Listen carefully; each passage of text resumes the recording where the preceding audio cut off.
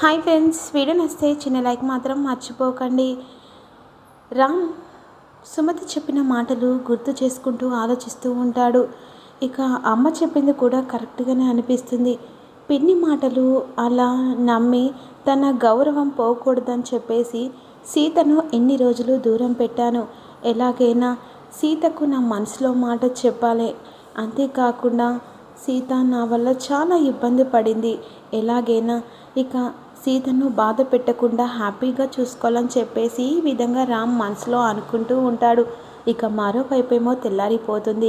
ఇక శివకృష్ణ లలిత ఈ విధంగా హాల్లో కూర్చొని అనుకుంటూ ఉంటారు. ఏమండి, మధుమితను చూడడానికి వాళ్ళ అత్తారింటికి వెళ్దామండి అని చెప్పేసి లలిత అంటుండగా, అవును, నా మనసులో కూడా అలాగే ఉంది. మధు తన తప్పు తెలుసుకొని ఇంటికి వచ్చింది. ఇక ఏదో ఒక వ్యాపారం చేసుకోమని ఇంత డబ్బు సాయం కూడా చేద్దాం. అంతేకాకుండా అల్లుడు గారు ఇక డబ్బు తీసుకొని ఏదో ఒక వ్యాపారం చేసుకోమని కూడా నచ్చ చెప్దాంలే అని చెప్పేసి అంటుండగా, మంచి నిర్ణయం తీసుకున్నవరా శివకృష్ణ అని చెప్పేసి బామ్మ అంటూ ఉంటుంది. అంతేకాకుండా ఇక ఇప్పుడు సీత జీవితం అటు మధు జీవితం కూడా చాలా హ్యాపీగా ఉంది. ఇక దేవుడి దయ వల్ల ఇద్దరు నా బిడ్డలు సంతోషంగా ఉండాలని చెప్పేసి ఈ విధంగా మనసులో అనుకుంటూ ఉంటారు. ఏమండి, ఒక మాట సీత కూడా చెప్దామండి అని చెప్పేసి అంటుండగా ఇక సీతకు ఫోన్ చేస్తూ ఉంటాడు శివకృష్ణ. ఇక నానేంటి ఈ టైంలో ఫోన్ చేస్తున్నాడు? హలో నాన్న, ఏం చేస్తున్నారు? అందరు బాగున్నారని చెప్పేసి సీత అడుగుతుండగా, బాగానే ఉన్నామమ్మా, నువ్వే ఎలా ఉన్నావు? నేను కూడా చాలా బాగున్నాను నాన్న అని చెప్పేసి అంటుండగా, ఏంటి నాన్న, ఏమన్నా మాట్లాడాలా?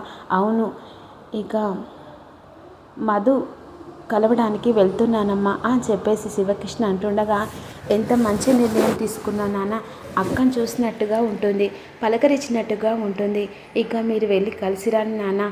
అంతేకాదమ్మా, డబ్బు రూపంలో వాళ్లకు ఏదో ఒక బిజినెస్ పెట్టుకోమని ఇవ్వాలని అనుకుంటున్నాం. అబ్బా, చాలా మంచి నిర్ణయం తీసుకున్నా నాన్న. ఈ ద్వారా అక్క మన అర్థం చేసుకొని ఇక మనం ఎలాంటి వాళ్ళో తెలుసుకొని ఆ మహాలక్ష్మి బారి నుంచి బయటపడాలని నేను అనుకుంటున్నానా. ఎట్టి పరిస్థితుల్లో ఇక మీరు అనుకున్న పని చేయండి. అక్కకు డబ్బు హెల్ప్గా అయినా ఇక మనం ఏంటో అక్కకు తెలిసి రావాలని చెప్పేసి విధంగా సీత శివకృష్ణతో ఫోన్లో అంటుంది.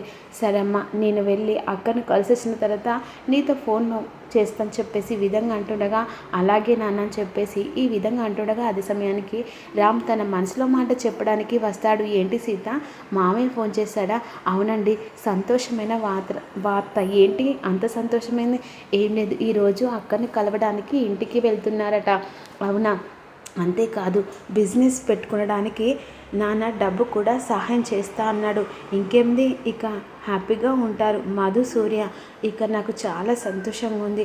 ఇక మా నాన్న కూడా ఏ టెన్షన్ ఉండదు అని చెప్పేసి ఈ విధంగా సీత అనుకుంటూ ఉంటుంది. ఇక ఈలోపు శివకృష్ణ మధు వాళ్ళ ఇంటికి వెళ్తారు. ఇక మరోవైపు జలజ భర్త సూర్య హాల్లో ఉంటారు. ఇక ఇంటికి వెళ్ళి మధును చూసిన తర్వాత మధు కోపంగా శివకృష్ణ లలిత వైపు చూస్తూ ఉంటుంది. కానీ లోపలికి వచ్చిన శివకృష్ణను కూర్చోమనకుండా కోపంగా చూస్తుండగా అప్పుడు జలజ ఇక లోపలికి రండి, కూర్చోండి అని చెప్పేసి అంటుండగా అప్పుడు వెంటనే ఇక లలిత ఉన్న శివకృష్ణ లోపలికి వెళ్ళి కూర్చుంటారు. ఇక టీ తీసుకొస్తానని చెప్పేసి జలజ ఇక తన కిచెన్ వైపు వెళ్తూ ఉంటుంది. సూర్య బాగున్నారని చెప్పేసి అంటుండగా, బాగున్నాం బాబు, ఎలా ఉన్నావు? బాగానే ఉన్నాను. ఇక మరోవైపేమో మధుమిత మాత్రం పలకరించదు. ఏంటి, మీ అమ్మ నాన్న వస్తే కాస్త ఎలా ఉన్నావని కూడా అడగట్లేదేంటి అని చెప్పేసి కోపంగా సూర్య మధును అంటూ ఉంటాడు.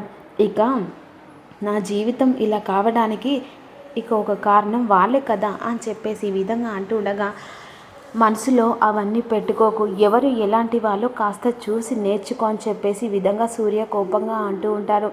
ఇక తను తప్పు తను తెలుసుకునే రోజు ఎప్పుడో ఒక టైం వస్తుందిలే బాబు అని చెప్పేసి ఈ విధంగా శివకృష్ణ అంటూ ఉంటారు. ఇక ఏమనుకోనంటే, ఒక మాట బాబు. ఏంటి మామయ్య? ఏం లేదు, ఇప్పుడు మీరు ఖాళీగా ఉంటున్నారు కదా, అంతేకాకుండా ఇక నేను ఇచ్చే కాస్త డబ్బుతో ఏదో ఒక బిజినెస్ పెట్టుకోండి అని చెప్పేసి అంటుండగా అప్పుడు వెంటనే జలజ కిచెన్ దగ్గర నుంచి ఇక శివకృష్ణ మాటలు వింటూ ఉంటుంది. వామ్మో, ఇప్పుడు మధుమిత వీళ్ళ మాటలు విని ఇక వాళ్ళ అమ్మా నాన్న దగ్గర తీసిందనుకో, ఇక మహాలక్ష్మి అనుకున్న ప్లాన్ కాస్త ఫెయిల్ అవుతుంది. ఇక ఇప్పుడు మధుమిత వాళ్ళ నాన్నగారి దగ్గర డబ్బులు అస్సలు తీసుకోకూడదు అని చెప్పేసి ఈ విధంగా అనుకుంటూ ఉంటుంది. ఇక మరోవైపు ఈ బిజినెస్ పరంగా అయినా కాస్త డబ్బు తీసుకొని ఏదో ఒక బిజినెస్ రన్నింగ్ చేయి బాబు అని చెప్పేసి అంటుండగా, మీ డబ్బు మాకు అవసరం లేదు అని చెప్పేసి మధు అంటూ ఉంటుంది. అలా మాట్లాడకే, ఇప్పటికైనా ఇక నీ బుద్ధి నీకు వస్తే చాలు. అంతేకాకుండా అల్లుడు గారు ఖాళీగా ఉన్నారు, కాస్త బిజినెస్ పరంగా ఇక తను ఏదో ఒక బిజినెస్ చేసుకొని మీ కాళ్ళ మీద మీరు నిలబడండి. ఇప్పుడు జాబులు అంటే తన కాలు కూడా కరెక్ట్ లేదు, సొంతంగా ఏదో ఒక వ్యాపారం వల్ల ఆ దేవుడు దయ వల్ల కాస్త పైకి వస్తారేమో అని చెప్పేసి లలిత అంటూ ఉంటుంది. అప్పుడు మధుమిత ఆలోచిస్తుంది, బాబు నా మాట కాదనకని చెప్పేసి శివకృష్ణ ఇక సూర్య చేతుల్లో డబ్బులు పెడతాడు. అప్పుడు సూర్య కూడా కాదనలేక ఇక సూర్య అన్న దిక్కు చూస్తుండగా, తీసుకోరా, ఎలా అయితేంది, మీరు ఇక ఎదగడమే వాళ్ళకి కావాలి, మీరు హ్యాపీగా ఉంటేనే కదా ఇక కన్న తల్లిదండ్రులు కూడా హ్యాపీగా ఉండేది. అయినా మామయ్య ఇలాంటి సాయం చేస్తున్నందుకు ఇక అల్లుడు ఏదో ఒక చోట ఎదగాలని ఎవరైనా కోరుకుంటారు కదా అని చెప్పేసి సూర్య అన్న అంటూ ఉంటాడు.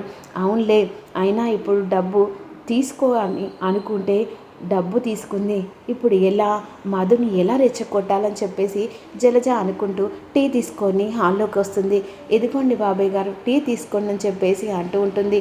అయినా డబ్బులు ఇస్తున్నారంటే హేళన చేసినట్టే కదా అని చెప్పేసి నిప్పు రాచేస్తుండగా, అప్పుడు వెంటనే సూర్య అన్న కోపంగా, జలజ నువ్వు నోరు మూస్తావా, తను ఇక ఏదో హేళన చేయడానికి ఇవ్వలేదు, తన అల్లుడు కాళ్ళ మీద నిలబడడానికి ఇచ్చాడు, కాస్త నీ నోరు అదుపులో పెట్టుకో అని చెప్పేసి అంటుండగా జలజ సైలెంట్గా అయిపోతుంది. ఇక టీ తాగిన తర్వాత వెళ్ళొస్తాం బాబు, వెళ్ళొస్తానమ్మంటే ఇక మధుమిత కోపంగా ఉంటుంది. కానీ సూర్య మాత్రం సరే మామయ్య అని చెప్పేసి ఇక అక్కడి నుంచి బయలుదేరుతారు. ఈలోపు మహాలక్ష్మి కాస్త అర్చన జన అందరు కలిసి హాల్లో ఉంటారు. అసలు మధుని మన దారికి ఎలా రప్పించుకోవాలి, ఎట్టి పరిస్థితుల్లో వీళ్ళిద్దరిని ఫారెన్ పంపించాలి, అసలు సీతను ఫస్ట్ ఇక్కడి నుంచి వెళ్ళగొట్టి ఇద్దరిని ఎవరికి తెలియకుండా ఫారెన్ పంపించాలని చెప్పేసి ఈ విధంగా ఇక అర్చన మహాలక్ష్మి అనుకుంటూ ఉంటారు. ఇక ఎలాగైనా మధును మన దారికి తెచ్చుకోవాలని చెప్పేసి ఈ విధంగా అనుకుంటూ ఉంటారు. ఒక పంచే ఎలాగైనా మధుని మన దారికి తెప్పించుకోవాలంటే తన ఫోన్లో టచ్లో ఉండాలని చెప్పేసి ఇక మహా ఆలోచిస్తూ ఉంటుంది. ఈలోపు శివకృష్ణ వెళ్ళిపోగానే ఇక మధుమితకు ఫోన్ చేయాలని చెప్పేసి మహాలక్ష్మి అనుకుంటుంది.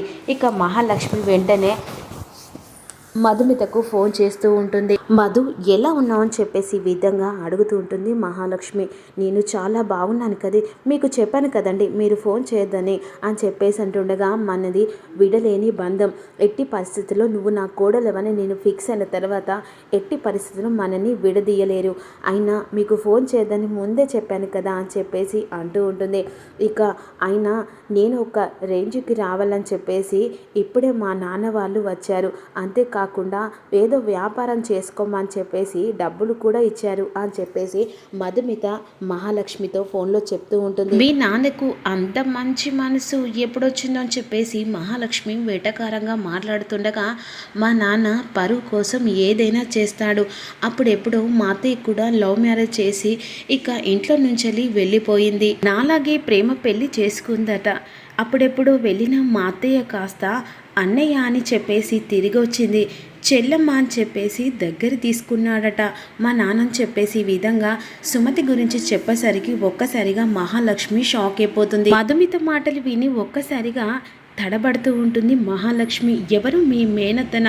అవును, ఇక అప్పుడెప్పుడు ఊర్లో వచ్చిందట, అంతేకాదు ఆ రోజు శ్రీరామనవమి కళ్యాణానికి కూడా వచ్చిందట, ఇక అక్కడి గుడి దగ్గర కూడా వచ్చిందని నాన్న చెప్పాడు అని చెప్పేసి ఈ విషయాలన్నీ సుమతి గురించి చెప్పేసరికి మహాలక్ష్మి మాత్రం షాక్లో ఉండిపోతుంది. మా మేనత్త బ్రతికే ఉందని ఇప్పుడు మా నాన్న వచ్చి మాకు డబ్బులు ఇచ్చి నిజం చెప్పాడు, ఇక మా నాన్న వాళ్ళ చెల్లెల్ని కూడా దగ్గర తీశాడట. ఇప్పుడు నన్ను కూడా దగ్గర తీశాడు. ఇప్పుడు ఏదో వ్యాపారం చేసుకోమని డబ్బులు కూడా ఇచ్చాడండి. ఇక మీరు మాకు ఫోన్ చేయకండి ప్లీజ్ అని చెప్పేసి ఇక వెంటనే మధుమిత కాల్ కట్ చేస్తుంది. కానీ మధుమిత కాల్ కట్ చేసిన మాత్రాన ఇక మరోవైపు సుమతి బ్రతికుందని షాక్లో ఉండిపోతుంది. ఇక తనతో గెలుపు ఎవరిది అన్నట్టుగా సుమతి ఇంట్లో ఉందని తెలుసుకోలేకపోతుంది. అప్కమింగ్లో ఏం జరగబోతుందో